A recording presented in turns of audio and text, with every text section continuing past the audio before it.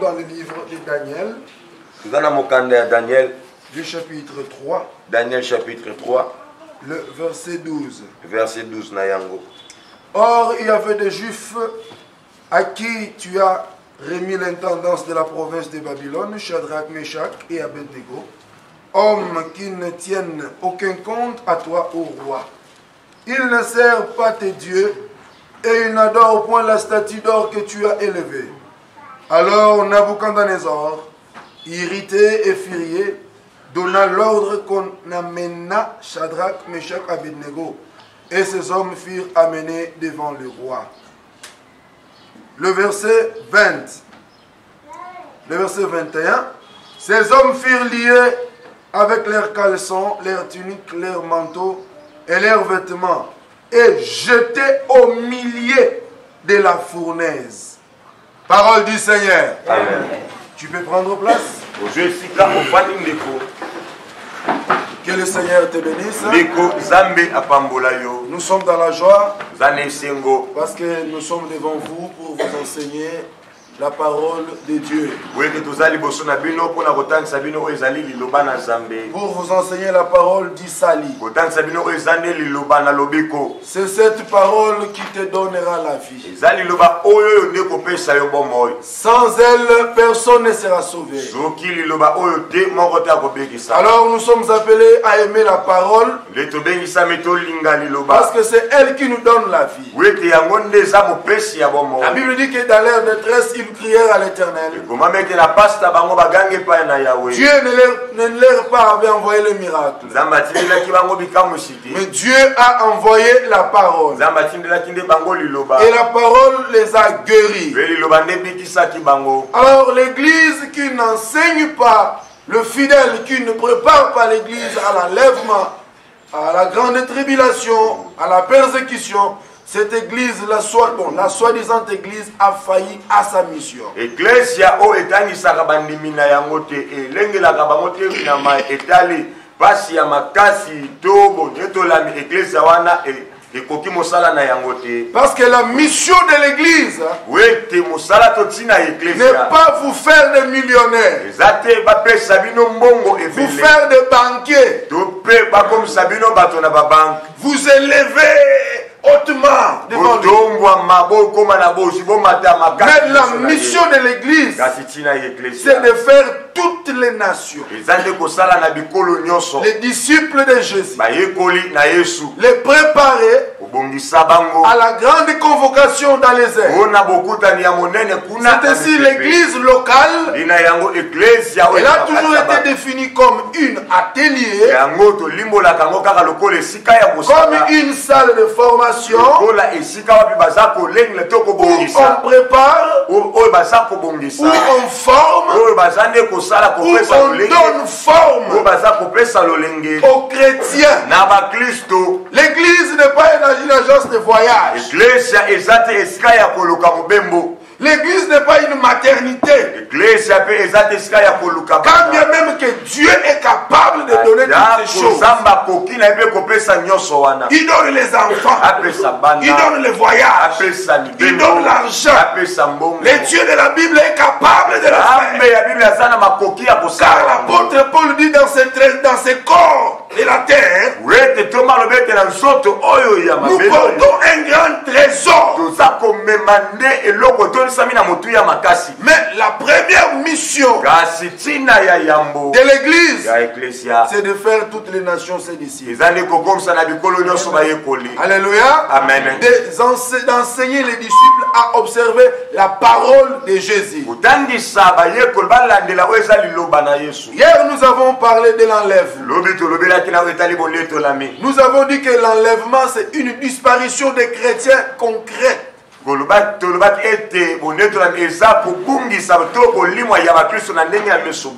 Alléluia. Amen. Cela va se faire. Si vous êtes athée, vous allez voir l'un des frères disparaître. Oh, mais il est parti où?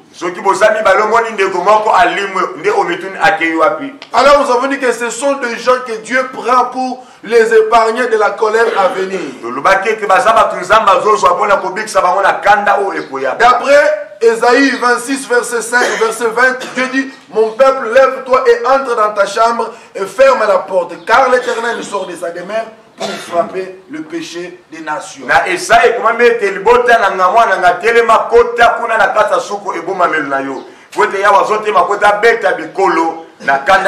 Nous avons dit que la chambre c'est l'éternité. La porte qu'on ferme c'est la parenthèse de la grâce qu'on ferme. Parce que le temps de la grâce n'est pas éternel. Le temps de la grâce c'est une parenthèse qui est ouverte, qui sera fermée bientôt avec l'enlèvement de l'église.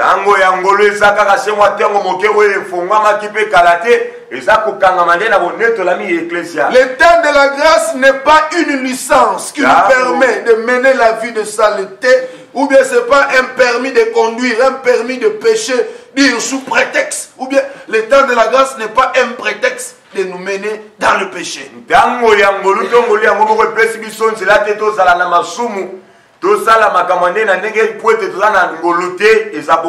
Mais le temps de la grâce nous enseigne à renoncer à l'impiété. C'est un compte à rebours qu'on a placé pour le salut des humains, les nations.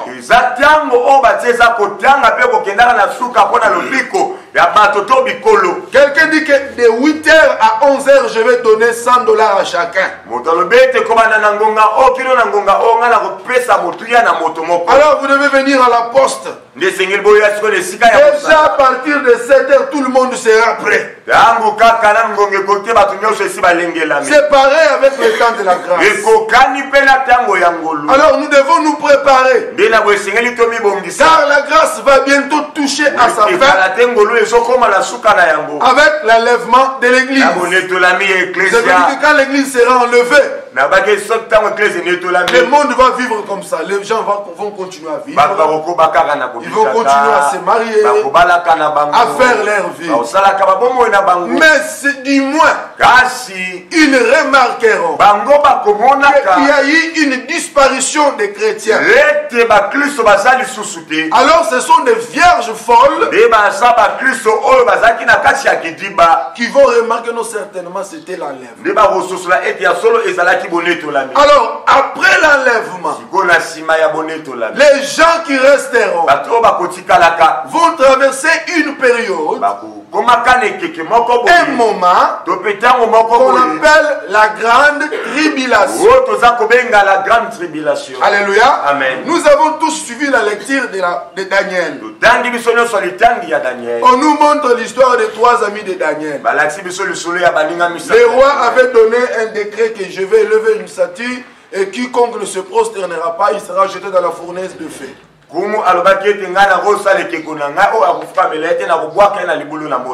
La Bible c'est un livre de prophètes. Ici on a cité que le nom de Shadrach, Meshach, Abednego. Mais où est passé Daniel? Ici c'est le mystère de l'enlèvement et le mystère de la grande tribulation. Ici enlèvement et Daniel n'est plus là. Daniel est parti dans l'enlèvement. Maintenant ses amis sont restés. Alors ils sont passés à des moments difficiles. Quiconque ne se prosterne pas devant la statue, il est jeté dans le feu. Ce sont des choses qui vont arriver après l'enlèvement.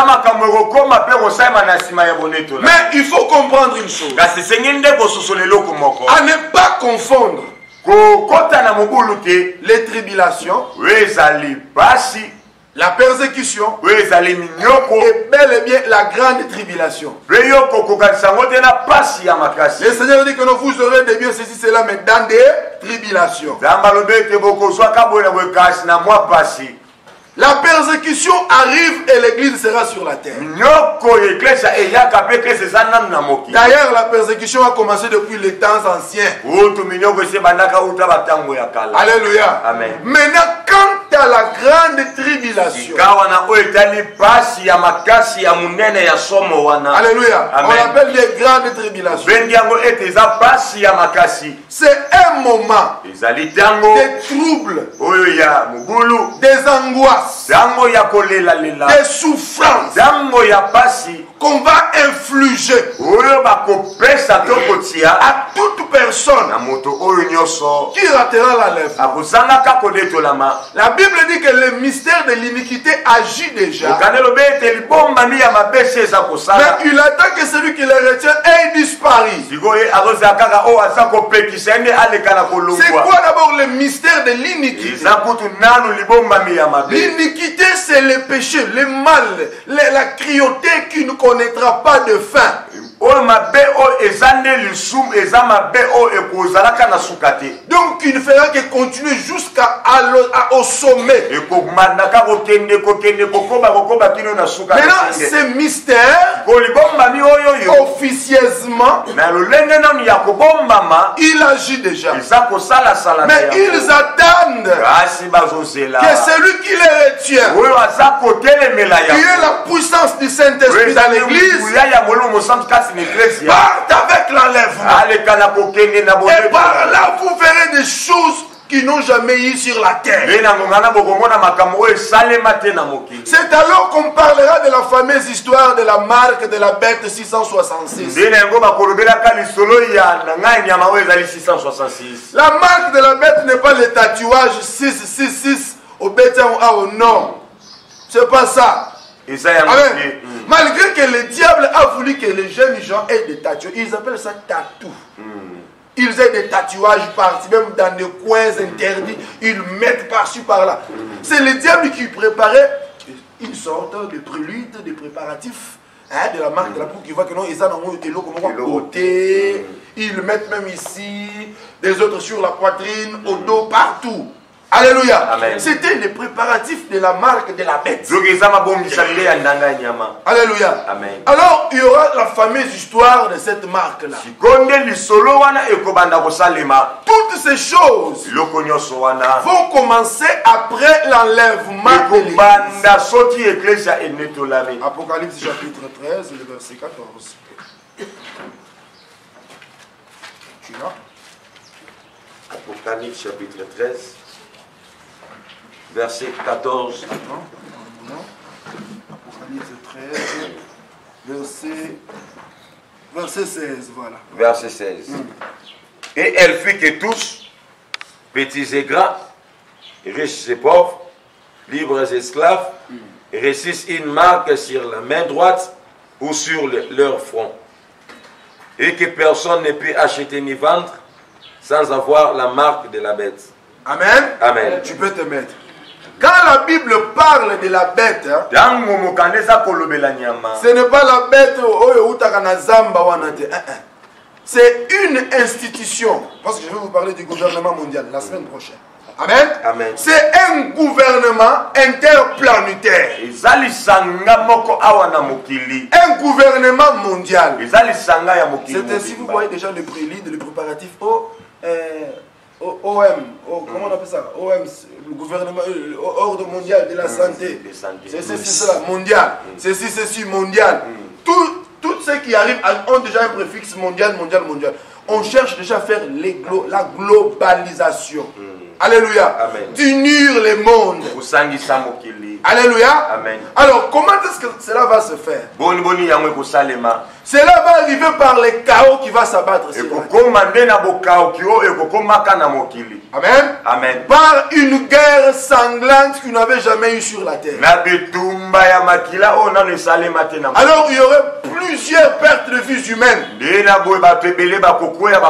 Jusqu'au point que les morts seront plus nombreux que le vivant. Alors, tous les chefs d'État du monde, ils se réuniront. Selon Apocalypse qui dit que non, les rois de la terre lui donneront leur règne pendant 1 heure. Alors, ils chercheront un homme qu'on appelle le siro-homme. Alléluia. Amen. Qui sera comme un homme solution. Celui-là que nous appelons bel et bien l'antichrist. Dis à haute voix l'antichrist. L'antichrist. À haute voix l'antichrist. L'antichrist. Maintenant, quand lui va venir, il sera au sommet du monde entier. Maintenant, quand il sera au sommet, il y aura un système, un serveur central mondial. Où il faudra répertorier toute personne habitant sur la terre. C'est ainsi il y a les préparatifs avec les histoires d'empreintes digitales. Vos cartes électeurs, vous êtes déjà tous répertoriés au niveau de l'État. On écrit dans les machines, tu sors et l'adresse, l'avenir, toute la photo sort. Alléluia. C'est déjà les préparatifs du gouvernement mondial. Alors ce sont des choses que le diable est en train de préparer petit à petit. Alléluia. Amen. Que personne ne puisse acheter ni vendre. Ça la marque de la bête. C'est ainsi. Bientôt là, la monnaie liquide, l'argent en papier va disparaître. Tout va commencer à se faire par des transactions bancaires. Tu viens avec la carte bancaire, tu donnes, on te donne ce que tu veux. Tu viens avec ceci. Donc, ce sont déjà des petites choses dans les moindres détails que le monde ne comprend pas. Alors que le diable est en train de se préparer. C'est ainsi vous allez voir des guerres au niveau du Proche-Orient, des djihadistes. Alors que ces gens-là appelés djihadistes, ce sont les Américains qui sont en train de fournir, qui donnent de l'argent pour que ces gens-là commettent les dégâts. Alléluia. Amen. Alors ils veulent créer d'abord un chaos sur la terre. Que le monde s'affaisse. Alléluia. Amen. Que les gens disent que non, Tosuki Nabiso, nous sommes finis. Alors lui il apparaîtra. Amen, amen. Amen. Et maintenant quand il apparaîtra, il va bouleverser tout ce qui est dans le monde. Maintenant tous ceux qui vont rater l'enlèvement, on va commencer à les persécuter.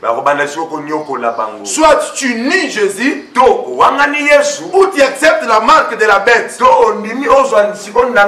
La marque de la bête c'est déjà l'identité finale pour aller en enfer. Alléluia. Amen. Alléluia. Amen. Parce que si tu rates l'enlèvement, tu peux être sauvé néanmoins par ton propre sang. Frère, Wangana Nzambe, je ne veux pas les Wangana. Amen, amen. Avant que tu vas commencer à marcher, pour au sommet, il faut ça na marque. Obité na kusumbate. Yo kuto jeune ya mukolo moko sala kate.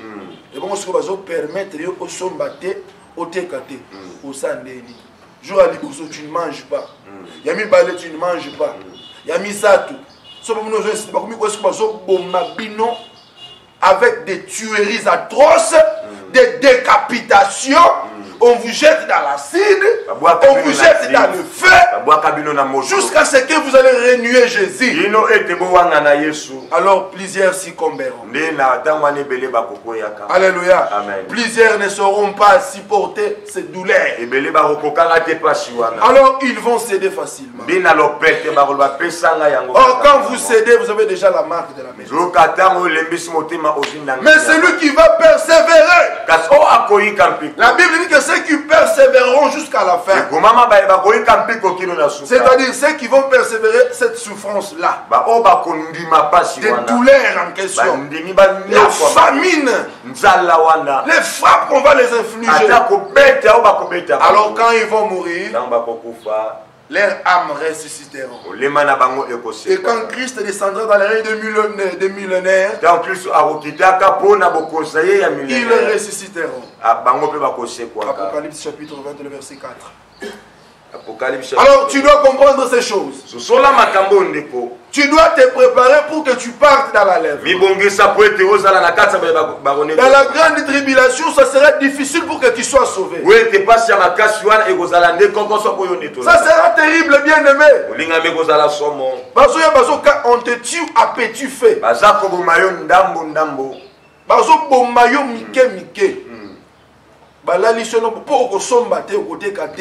Faut la marque de la bête. Marque de la bête, c'est que déjà au show na institution, na gouvernement mondial diabolico satanique wana. Parce que l'antichrist c'est le diable dans la chair humaine qui viendra pour diriger le monde entier. Le diable sait qu'il sera lié. Alors, il ne veut pas aller seul. Beaucoup déjà. Tu as le choix à faire. Tu es vivant aujourd'hui. Le lendemain, tu ne connais pas ce qui peut arriver. Contrôle bien ta vie, bien aimé. Même si tu ne meurs pas, Jésus peut venir aujourd'hui. Les morts ressusciteront. Ceux qui sont morts dans le Seigneur, ceux qui ont gardé leurs vêtements blancs, seront enlevés. Mais si toi jusqu'aujourd'hui tu es dans le mal, tu es dans le péché mondial, va établir des militaires par-ci par-là. Alors si on te voit, on te cherche dans le serveur mondial et tu n'es pas là, ils vont te forcer la marque de la bête. Si tu ne veux pas, on commence à te torturer. Si on m'a océdé dans la boutique, le monde tend vers sa fin. Le monde est au pied du mur. Le diable a multiplié beaucoup de stratégies. Tu as le choix à faire. La grande tribulation arrive. Tu ne sauras pas supporter. Mais toi-même tu as le choix devant toi. Tu as le choix à faire. Car le Seigneur revient. Est-ce que s'il revient aujourd'hui, tu seras enlevé? Tu as la réponse dans ton cœur. Si tu rates l'enlèvement, vas-tu résister devant la marque de la bête, devant toutes ces atrocités mondiales, devant toute cette souffrance-là qui va arriver? Point d'interrogation. Aujourd'hui, le diable a multiplié trop de stratégies. Il favorise le système, les choses contre nature. Aujourd'hui, on parle de la zoophilie. On prend la semence de l'homme, on met dans l'animal et on attend jusqu'à la fin. Bien aimé, l'animal donne un truc là bizarre. Aujourd'hui, il y a des histoires qui se font. Moi, les chiens partent avec une personne. Surtout vous, nos enfants. Vous êtes tellement le koso bolingi mbongo mingi. Ça se fait même ici à Kinshasa. On prend les jeunes filles des photos nues, on leur donne de l'argent. Alors les autres partent en courant. Comme ils prennent 4 poses, comme ils donnent $400. On prend ta photo, on expose partout dans le monde. On met ton nom, ton âge et on met le drapeau du pays. Mais posez-vous la question. Toutes ces industries de la pornographie, où est-ce qu'ils trouvent l'argent pour payer ces gens-là? Ce sont des choses mobilisées, orchestrées par les diables. Le diable a rabaissé l'homme à un niveau le plus bas. Ce sont des choses qui se font dans la chambre, dans la cachette. Maintenant, le diable, comme il veut rabaisser l'homme, comme il a fait dans les jardins d'Éden, Parce que l'homme était élevé, le diable est venu avec les histoires, l'homme a désobéi et Dieu l'a rabaissé. Amen. Maintenant, il veut faire que l'homme devienne poussière. L'homme exposé devant des caméras partout. Même les réalisateurs sont là, ils filment. Tu vois comment le niveau où l'homme est rabaissé. Et ce sont des choses que le diable est en train de faire. Alléluia. Amen. Alors nous, enfants de Dieu, nous sommes appelés à lire toutes ces choses. Comprendre que c'est le temps de la fin. C'est le temps du soir. Nous devons nous préparer. Nous devons laver nos robes. Nous devons craindre Dieu. Car la Bible déclare: craignez l'Éternel, vous tous habitants de la terre, donnez-lui gloire, car il est élevé. Alléluia. Amen. Vous devez craindre Dieu. Et vous avez le choix à faire. Aujourd'hui, ce sont les petits enfants qui font des histoires terribles. Maman bande comme Nicolas à partir de 38, 35 ans, mais ce sont des enfants de 15, 16, 17, 18, 20 ans qui commettent des choses. Une fille de 20 ans qui roule avec un papa de 40 ans et il lui dit que chérie, chérie, non. Alléluia. Amen. Tout ça à cause de l'argent. Quand il te donne son argent, bien aimé, les sang, la sueur, c'est le sang. Alléluia. Amen. Pour son bon noana, donc na bon noana makila nueza. Quand quelqu'un te donne bon naye, et a vu mon bimba. Donc à qui ko somba yo avec cet argent. C'est souvent de ba vie à bani bela ba si bloqué. À qui okutana mutu moko boye, il lui donne $400. Papa neza na téléphone ya couleur ya pondu. Il y a une tablette ya $400. Et puis les parents, oh, que le Seigneur nous fasse grâce. Je comprends, c'est un signe du temps de la fin. La Bible dit que vers le temps de la fin, les enfants seront rebelles à leurs parents. Je ne peux pas inculper les parents que les parents sont mauvais. C'est un signe du temps de la fin. Papa, c'est un téléphone à couleur à Pondou. Moi, j'ai un téléphone, il y a iPad, il y a $400, $300. Moi, jusqu'à l'âge de 20 ans, si on a mis chemise, maman, ça vous tourne où est-ce que tu as eu l'argent? Je vous dis, jusqu'à l'âge de... Moi, je suis un garçon. Jusqu'à l'âge de 20 ans. Mais aujourd'hui, les lotos wapi. L'enfant vient avec des histoires à la maison. Oh yo, pesa qui m'ont monté. Azo bomba. Et puis moi, nango azananko.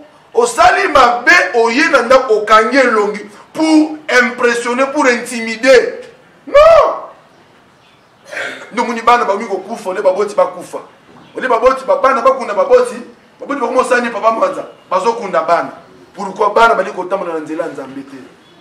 Je vais croiser ngazaka muninga ba koko ebele ebele kuti koko boni nini yo sali poko ma ajo abia na sala ke loko ya mutu te ya mabe na yibaka te loko aza na chrétien te.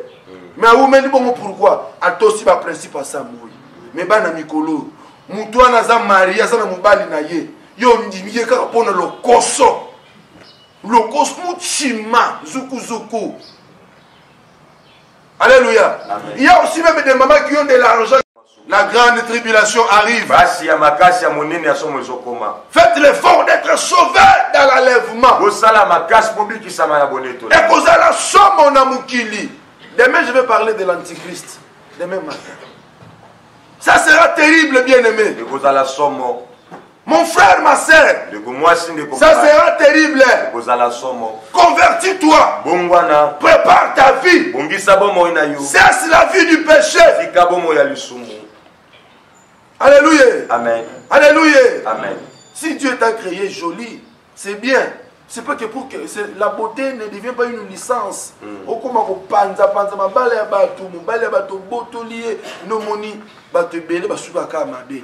À ceux qui ont maladie, bah sida, bah qui ont kangé, bah sopene, ceux qui maïs, ceux qui n'ont pas bêtier, pourquoi vie à ma vie. Beauté les maliboso anzambe, bobang anzambe. Amen.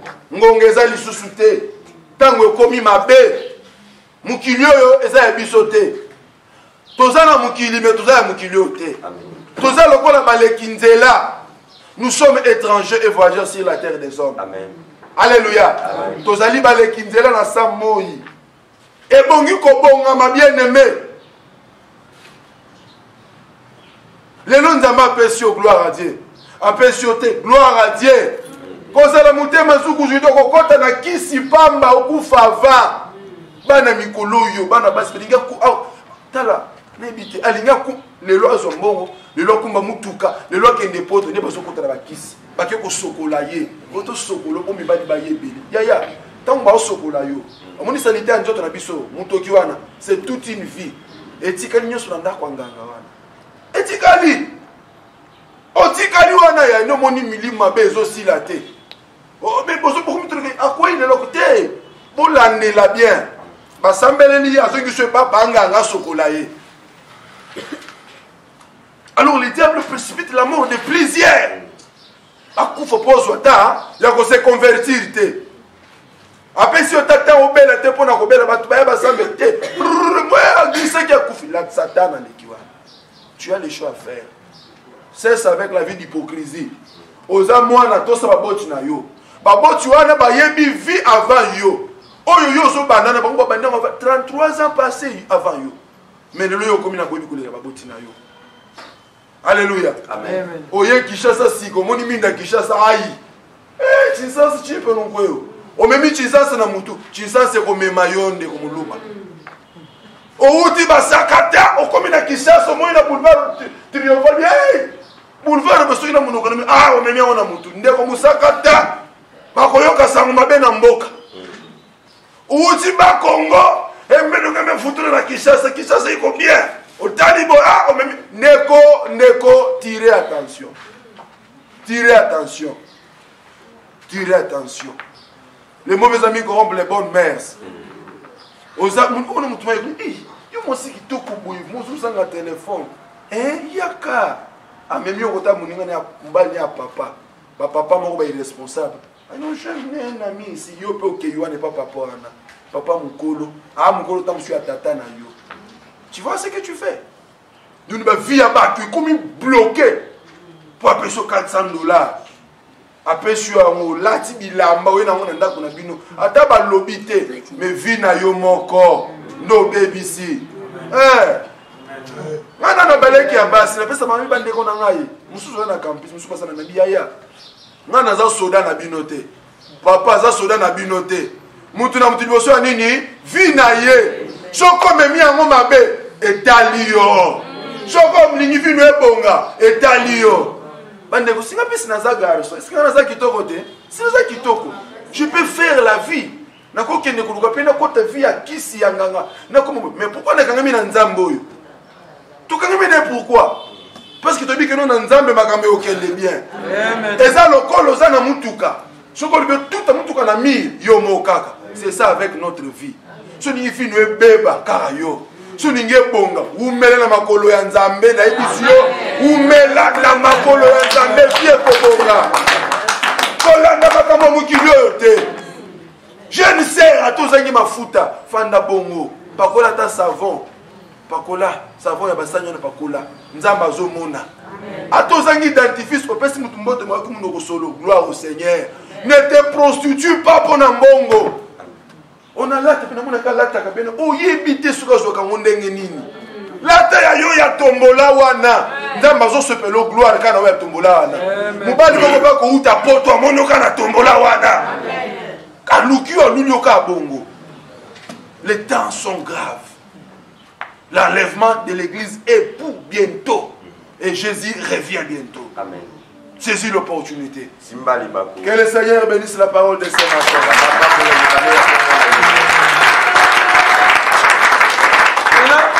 Nous allons passer à notre petit briefing. Le sous-thème, c'est la grande tribulation. La grande tribulation, elle correspond à une période de troubles, de détresse et de souffrance comme il n'y avait jamais eu depuis la création du monde. Donc, nyoko ba pasi, neti o etikala kozala te banda mukili zala. Donc, o atawa Noé anezaki muki. Alléluia. Alléluia. C'est un temps post-enlèvement. Donc, zangonga o koya sima enlèvement. Donc, après la fermeture du parenthèse de la grâce, on dit que ngolu ezali ngongo ezata muke buibachi. Donc, tant qu'on a l'église est qui dans l'eau. Grâce à vous avez sous-souté, Makila Yesu, Makila na Yesu et vous avez sous-souté. Alléluia. Parce que l'église est qui na grâce est qui. Maman comme qui les ont na tangu ya loi, na tangu ya mobeko, œil pour œil, dent pour dent. Alléluia. Selon Apocalypse chapitre 13, versets 16 à 18. De makamumineni et bandiawa, la terrible marque de la bête, souffrance, makamubele. La grande tribulation coïncide également avec le règne de l'Antichrist sur la terre. Rendez-vous pour demain. Je parle de l'Antichrist. Attention, vous avez un programme lobby, boya kate na bonde libino, boya lobby, boya boka makamboyo. Alléluia. Le règne de l'Antichrist. Dans le temps boya lobby sur la terre. Tant ya boya na mukili, nesko makamboane bandi parce qu'il y a déjà, parce qu'il y a déjà une Antichrist qui existe. Il attend que l'Église parte. Parce que nous voulons que le monde, les gens, les chrétiens partent parce que nous attendons notre maître. Parce que bien il y a un maître, le maître du monde, le diable dans la chair, l'Antichrist. Amen. Alléluia. Il fera la guerre aux saints qui vont rater l'enlèvement. Selon Apocalypse, chapitre 13, 7 à 9. Akosana bango bitumba, akobundisa bango, akoboma. Alléluia. Amen. Alléluia. Par des tueries, par des tortilles et par décapitation, selon Apocalypse chapitre 13, 7 à 9. Amen. Mais ces derniers, c'est-à-dire,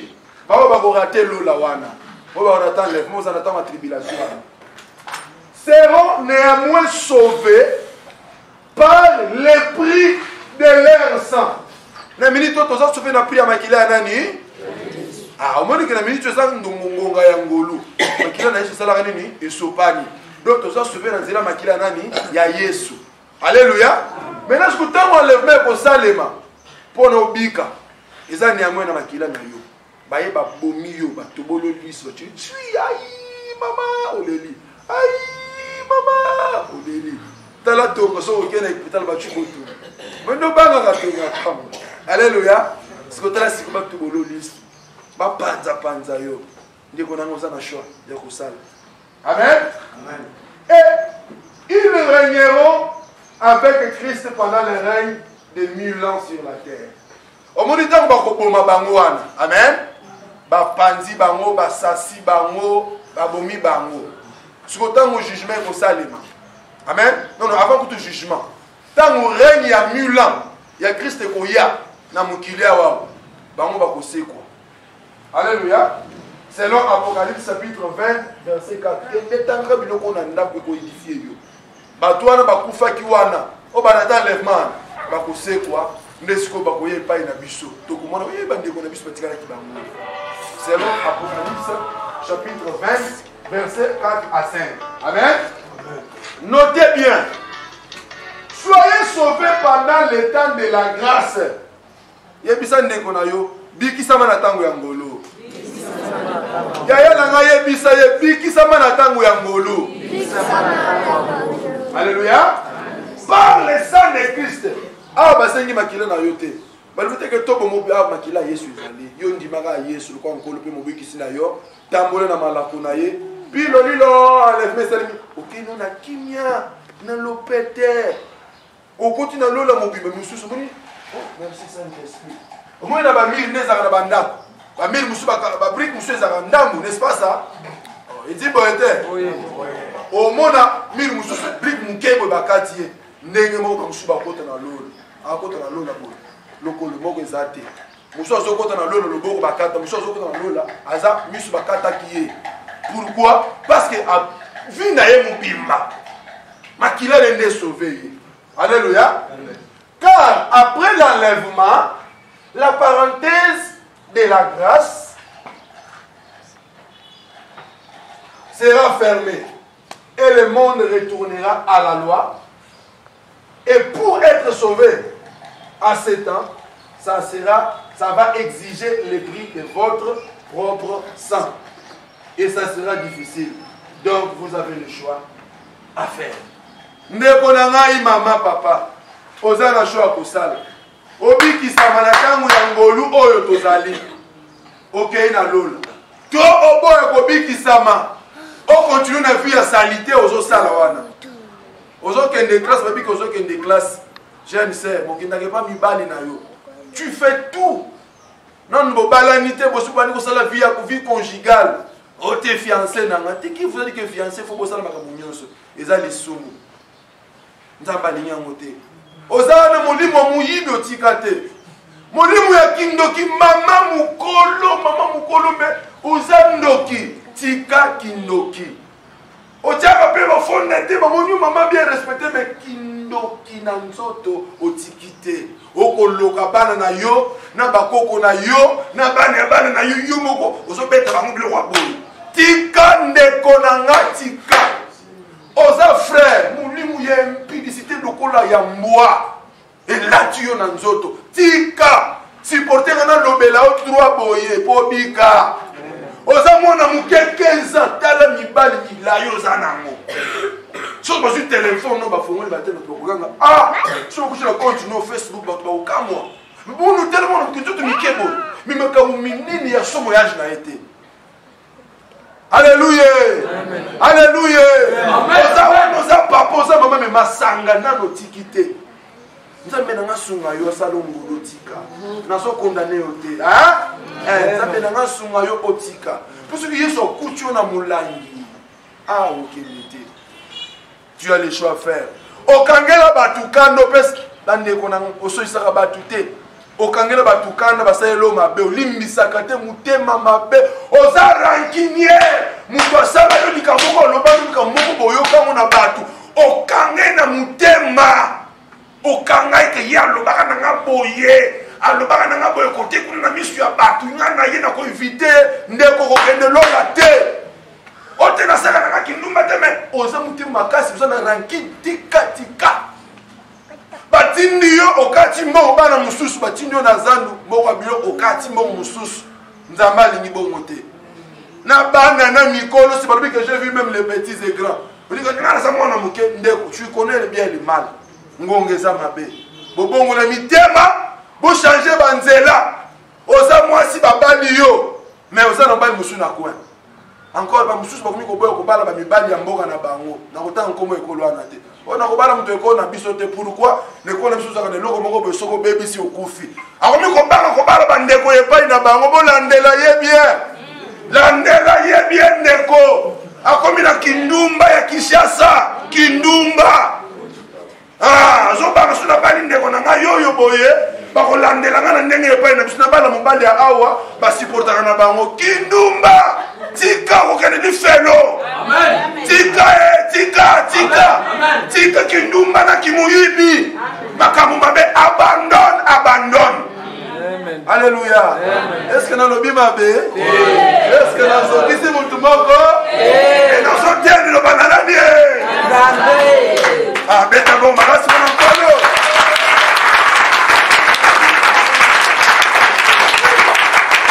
Osawa non sa frère, mais aventure l'église en colo. Kolinga oyo c'est ote. Olingi oyo ote. Ti. Non. Et comme le roi Mungu atomso na yo so meka. Tendeko. Nous sommes au temps de la fin. Et bon Dieu s'est préparé. Moi na mutozo ya. Akokuta ndenge nini? Tala bomo na yo malamu. Tala ndengo mene vi na yo. Tala ndengo sali vi kindume. Et le futioni. Foutu est l'autre côté. Au commis comme au Talaraboy. Au Talaraboy. Les amis, je mis sur le roi Soguinin. Tout ça pourquoi? Péché. Banganza mendeko. Tellement liboso nzamba tika kabao ya yete. Ndeko nzamba tika kabao ya yete. Ata lelo usuite lobi okozwa. Ata lelo simite lobi okosimba. Tellement liboso na ye. Banga ye. Pour bika malamu na sa moyi. Ozala bien na moyi awa. Olata propre. Ozala bien. Pour la santé no bato babanga bakumisi nzambe. Okozala vie bien. Mais ce qui moni tu vas être malheureux toute ta vie sur la terre et tu meurs, tu pars en enfer. Mais si tu crains Dieu, osala moto bonheur na mokili yao, si manango po kena lolo. Alléluia. Nzambe na ngai azala nzambe na bino, akambola bino. Oui, c'est ça. Gumba mutu na osiko sambe na nzambe. Yebisa ye papa pesanga makoki na banga yo. Ya yena kuzosala kindumba te obomanga te me oza mutema mabe, mutema yinda. Loba nzambe sunganga ina banga yo. Nani ko vivre tribulation te. Ondela nzambe sambela. Yebisa ye bondela nzambe. Bondela prie le Seigneur la baba sakara ba yeseteya. Yebisa ye oh Seigneur. Elohim le Saint d'Israël, fais-moi grâce. Okanga mutu na mutema kwatonga kayo na wenze. Okanga ye wina ye. Oyo katongyo na pompi. Oza kikotonga yo kanga na mutema. Loba nzambe sunga ngai. Nzambe sunga yo. Oyina koleki nwa musala okanga na mutema. Oh bondela ndeko, bondela nzambe. Bondela nzambe, bondela nzambe mama.